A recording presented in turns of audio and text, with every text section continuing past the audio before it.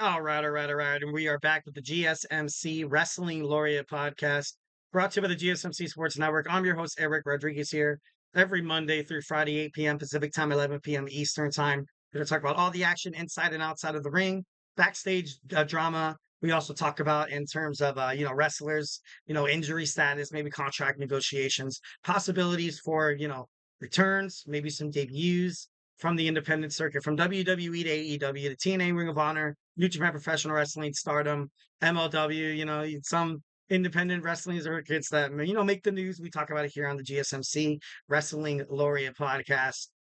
So yeah, I got a chat right now from 20 CMJ02. Yes, hi Eric, Insider Report. Hey man, hope everything's swell for you on this beautiful Tuesday night. Hope everything's great for everybody. We definitely love and appreciate everybody watching right now. 1,010%.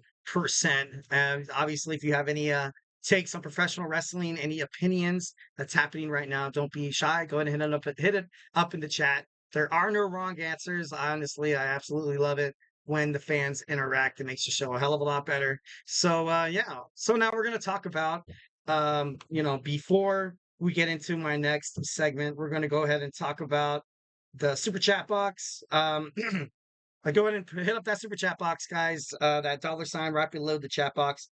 If you have a burning question, or if you just want to, share something, get something off your mind, be a part of the mix. Don't be shy. Don't be shy and drop your thoughts inside the chat. And to have make sure they are guaranteed on the show. It. Sorry about that. Make sure they get guaranteed on the show. Hit up that super chat. That's those super stickers because you guys are super awesome. So we can keep this wrestling or this sports content that you guys love so damn much going. We are so grateful for each and every one of you guys who joins us here. Your support makes all the difference. So let's keep the conversation going. Send in those super chats, and together we will make sure this show is bigger, better, and stronger than ever. And if the super chat's not your thing, also we have the GSMCpodcast.net. Hit up that tips and donations link. Leave a positive review. Make sure your Superman punch that like and subscribe button to the show. So yeah, we can have some good old fashioned fun. All right. So done talking about the tips and shows. Bam. So now we're gonna talk about some wrestlers that had, kind of runs in TNA that you would never kind of expect. So yeah, let's go ahead and dig on into it. We have another chat. Your top five Hell in the Cell matches. Oh man, the right off the I think I did last week some Hell in a Cell matches. Definitely, I don't I think the Hell in a Cell match with Triple H and The Undertaker with Shawn Michaels as a special guest referee is definitely one of the, one of my favorite matches because it's like my three favorite wrestlers on my sorry, excuse me, on my Mount Rushmore, kind of going at it. That's definitely one of them. Another one, obviously, I definitely loved the match at Vengeance 2006 between Batista and Triple H. Thought that was cool. Then, of course, Shawn Michaels and The Undertaker, the first ever Hell in a Cell match. Then Triple H, Cactus Jack, No Way Out. And my number one favorite Hell in a Cell match is, obviously is Mankind taking on The Undertaker. He threw the guy off the cell. Like, that's crazy. He threw him through the top of the cell. Like, he landed and it was, oh my God. Poor Mick Foley. Poor Mick Foley. Even Jim Ross was like, oh, he's dead. He's dead. Like, I don't know. It was definitely one of the top Hell in a Cell matches. So, those are my top five. Obviously, let me know in the chat maybe some of your favorite Hell in a Cell matches. So, yeah. All right. So, obviously, we just got done talking about the collaboration between NXT and TNA. You see great stars like Joe Hendry. You saw the Rascals. You saw Jordan Grace, and maybe Nick Nemeth perhaps makes his way to a shocking WWE return. That'd be pretty cool. Would love that. Uh, TNA, wrestlers who wrestled in TNA. TNA started in 2002. It was a product of the NWA. The prestigious names that come out of TNA. Obviously, you have Samoa Joe. You have AJ Styles. You have Christopher Daniels. You also have, some stars that once when they went to TNA, once when they left WWE, people thought these guys didn't have a snowball's chance in furthering their career in terms of professional wrestling. But we saw, Kurt Angle go over there and do well. We saw Bobby Lashley go over there. We saw R-Truth when he was K Quick in 2001, 2002. You had Kevin Nash. You also saw Sting. You also you saw the Dudleys as well. You had Bubby Ray Dudley become Bully Ray, and when he had that faction with Aces and Eights, and I thought that was pretty badass. And then so yeah, now obviously a person that we had no idea. Actually, I didn't really know until I was doing a little bit of research. But we have Roddy Piper, who was basically he was in the beginning. He was in the beginning of TNA. He was Roddy Piper was very popular back in the 1970s, 80s, and 90s, and he definitely helped mature the locker room. He was a lot of up and coming wrestlers kind of relied on what Piper's mentality was and his experience within professional wrestling. So kind of how to protect yourself inside the ring, how to sell a promo, how to sell promos and becoming a heel, maybe becoming a baby face. So definitely, Roddy Piper's on that list of TNA. Also, the Steiner brothers from 2006 to 2010. Scott Steiner worked exclusively with TNA. Rick Steiner was kind of hit or miss. He was in the first ever TNA NWA event, but disappeared until 2003. 3 years later, then he showed up for TNA Sacrifice the Team with Sting, and then he feuded with Team 3D in 2007. So it's kind of crazy to kind of see these two guys, definitely big names in terms of WCW. And I got a chat once again from 20M CMJ02. Love that list. Thank you, my man. My top five are Cena versus Orton. Oh, that one was good. Usos versus the New Day. Undertaker and Kane. That was pretty cool. Drew versus Randy Orton. Um, I think those are amazing matches. 1,010%. I think in nowadays wrestling, I think they needed big matches like that, like kind of what you have with the Usos in the New Day. A lot of people never really saw tag teams duke it out inside the Hell in a Cell, and the Undertaker and Kane, because Kane he made his appearance at, I think it was in Your House is when he took on Sean. No, Bad Blood. I think it was Bad Blood where he took on the Sean for the very first Hell in a Cell match. You had Kane have his debut, being introduced to the WWE, and it took a little while, but we got Kane versus the Undertaker, so I love that. Drew McIntyre took on Randy Orton. I 100%, 1,010% love all those matches. Are my fave, dude. That's right on. Hell yeah, I love that.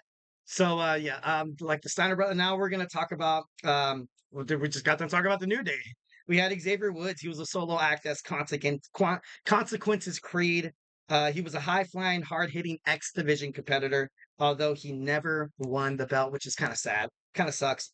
Then he had a tag team collaboration with Jay Lethal, and they became the Lethal Consequences. But he was released in March of 2010. So, but he had a nice run in TNA. Definitely, became the man he is today as Xavier Woods. Next we have Bob Backlund. Bob Backlund is he's an amazing, impressive in-ring career in the NWA, New Japan Professional Wrestling. The WWF changed to the WWF. He was a very popular babyface, and he has one of the longest reigning world championship runs in history. Bob Backlund signed with TNA and worked with a lot of bright young stars. Joined in 2007, exclusively working with the Motor City Machine Guns. So, obviously those guys became popular. They're still wrestling in TNA, I believe. No, wait, Ring of Honor. Don't quote me on that. I gotta fact check that. But they're great wrestlers. Obviously, having somebody impressive like Bob Backlund, one of the longest reigning world champions, it's kind of a great way to kind of go about it there. So a lot of people didn't know that Bob Backlund was kind of pulling strings behind TNA. Next, we have China, the ninth wonder of the world, debuted in WWF early 1997. She won the Intercontinental Championship. China helped Kurt Angle even the odds with the feud against Jeff Jarrett and his wife, Karen Jarrett. And I remember this got the wrestling world absolutely buzzing when you saw China come to TNA, because a lot of people, once when everything went down and, her and Triple H had a falling out, then he eventually started dating, Stephanie, and then, the rest is history. Um, then you saw China's career kind of go downhill a little bit. I think you kind of saw her. I think she was on the Surreal Life, I think it was, which was a trash show. It was a terrible show. But she wasn't happy. She wasn't happy. She was dealing with heartbreak. kind of, dealing with substances and stuff like that. It's definitely not easy dealing with hardcore emotions and using, substances to kind of, help alter and help, kind of fix them. But once when China came back into TNA, a lot of people were excited to kind of see her find her way back to professional wrestling. I thought she was going to kind of have a longer run than she did, but tragically she passed away. But her run in TNA was the last wrestling run that that the fans definitely definitely remember. And like I said, I kind of sad, kind of sucks. Would have loved to see her kind of wrestle more and just she was a good she was great. She was great wrestler. Next, we have Kazuchika Okada. Before becoming a legend in New Japan Professional Wrestling, he had historic title reigns. He dominated the G1 Climax tournament, and he's the king of five-star matches, according to Dave Meltzer, which is kind of crazy. In 2010, he joined TNA. The Rainmaker was born, but wasn't successful. During TNA, he lost a lot, and according to Pro Wrestling Insider, it ultimately damaged TNA's relationship with New Japan Professional Wrestling. He left for New Japan Professional Wrestling in October 2011 for a fresh start, and bam, lo and behold, the Rainmaker, Kazu Okada was born, and definitely being a complete badass and a legend in New Japan Professional Wrestling, and even all Japanese wrestling and stuff like that. All right, so we're rapidly running out of time, like rapidly running out of time in this segment. So, this kind of, right, fire right out of the cannon. We have Randy Savage. Didn't know Randy Savage had a brief run in TNA, but, anything with the Macho Man, Randy Savage, oh, yeah. Gotta love and respect. I thought that was pretty cool. Diamond Dallas Page was in TNA. He helped a lot of the young talent, 1,010%. Obviously, he did kind of make his way back to WWE behind the scenes. Now he kind of does DDP yoga, and I guess it works. I guess I've been looking online and stuff like that, and it's impressive. And we kind of mentioned this. We had K Quick, we had R Truth, but overall, I kind of love the fact that R Truth made such a name for himself in TNA, and then he made it back to WWE. Obviously, one of the best 24/7 champions in the world, which is I know how you guys feel about the 24/7, the belt and stuff like that, and I honestly feel that way too.